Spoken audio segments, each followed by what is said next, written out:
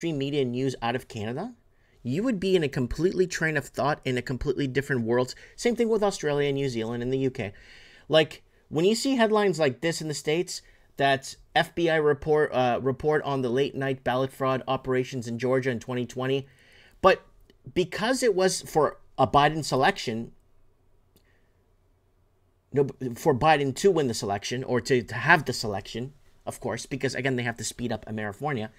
You're seeing this front and center happening, and more of it is leaking out, and a lot of these charges and going to court. You go to Canadian mainstream media, it's Trump's going to court, Trump farted, Trump got on a plane, Trump ate KFC, Trump, and this goes back to the Trump distraction that Canada, Australia, New Zealand that need. So when people start protesting on the streets in their countries, in Canada, wherever, they're just going to label it as that anti-Trump protests. But they're not. They're anti-lockdown protests, anti-climate change, anti against, pro-life protests, people for the world protests, or leave us alone protests. We don't trust our government protests. But with Donald Trump in office in the United States, that will allow other countries to spin everything as anti-Trump protests. Right? And now we knew this whole thing was a selection. We told you this from the start. And now going forward, it's going to be very interesting if they even allow an election in 2024, which we've been against since 2021, saying that I don't think they're going to have an election. I don't think they can.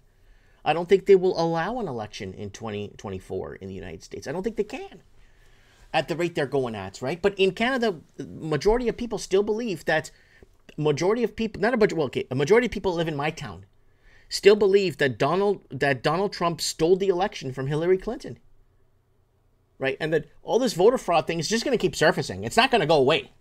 But the voter fraud thing is going to become front and center. And the voter fraud thing is going to become a major issue. And in Canada, they're flipping it as in basically Trump is indicted and they're going to arrest him for calling out, or since when in America aren't you allowed to call out an election?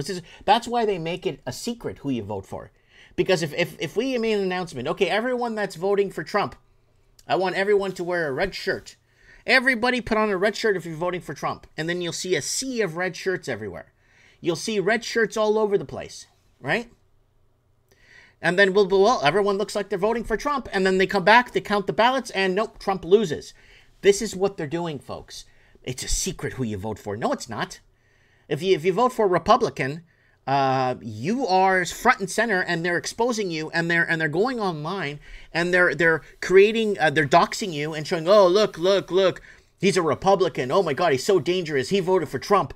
So what secret is there that you get where I'm going here, right? So yeah, this is a very delusional. So if you're living in Canada and you're just focused on the mainstream media, holy crap, you are so disillusioned that you have no idea. And then that's the no waking up of people. There's no waking up of people, right? There's just no way to wake up the people, the masses, to the truth, because a lot of people are just so far gone and they can't admit that, or they can't acknowledge that they've been lied to.